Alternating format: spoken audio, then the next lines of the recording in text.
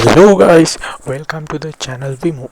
In this video I'm going to talk about how to play games full screen on PC Windows 10, 8 or 7. So basically you might facing difficulties as I'm showing in the screen. Your video game might not occupy the full screen of your monitor.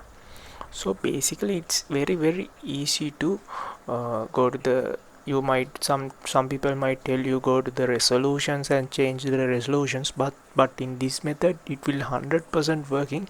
It's very easy method.